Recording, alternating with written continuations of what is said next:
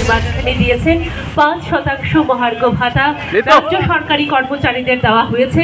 সেই মহার্ঘ ভাতার এই অভিনন্দন 22% যে মহার্ঘ ভাতা 22 মাসের মধ্যে দেওয়া হলো, সেটাকে ঘিরে আজকের এই রাজপথে জুড়ে আমাদের এই শোভাযাত্রা।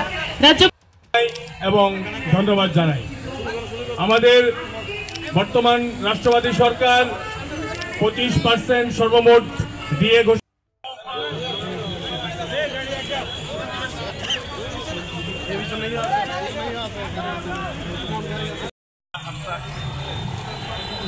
গাড়িটা দাঁড়া, সাইড করে দাঁড়ো গাড়িটা।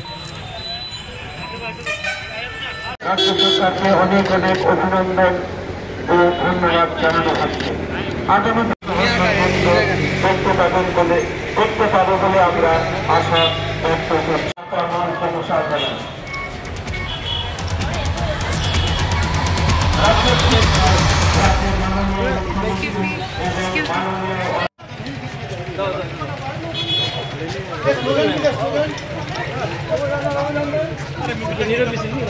জানেন গতকাল রাজ্যের মুখ্যমন্ত্রী প্রিয় ডক্টর মানিক সাহাজি আমাদেরকে 5% ডিএ ঘোষণা করেছেন, যেটা দীর্ঘদিন ধরেই রাজ্যের কর্মচারী শিক্ষকদের একটা দাবি ছিল যে বর্তমান অর্থনৈতিক অবস্থার মধ্যে আমরা চলতে গিয়ে ডিএ একটা স্বাভাবিক প্রক্রিয়া, যেটা বাজার দরের সঙ্গে সঙ্গেই দিতে হয়।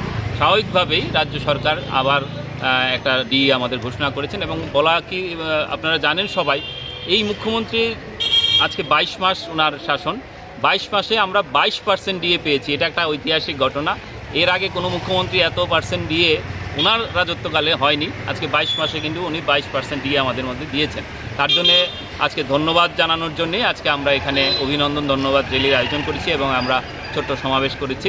এবং আপনারা জানেন মুখ্যমন্ত্রী গত 15 ফেব্রুয়ারি রাজ্যে মুখ্যমন্ত্রী জন আরোগ্য যোজনা অর্থাৎ স্বাস্থ্য বিমা লাগু করেছেন, যেটা দীর্ঘদিনের আমাদের দাবি ছিল। Tripura TET teachers welfare association বরাবরই শিক্ষক স্বার্থে লড়াই করে যাচ্ছে এবং আমরা গত নভেম্বর মাসে মাননীয় অর্থমন্ত্রী প্রণজিৎ সিংহ রায়ের কাছে গিয়ে আমাদের যে 5 দফা দাবি ছিল, এর মধ্যে উল্লেখযোগ্য দাবি ছিল স্বাস্থ্য বিমা চালু করা। এবং আমরা আজকের এই র্যালি থেকে মাননীয় অর্থমন্ত্রী এবং মাননীয় মুখ্যমন্ত্রীকে ধন্যবাদ জানাই। উনি আজকে আমাদের কথা শুনে আমাদের দাবির সম্মতি জানিয়ে স্বাস্থ্য বিমাও চালু করেছেন। আপনারা জানেন অর্থনৈতিক অবস্থার মধ্যে আমরা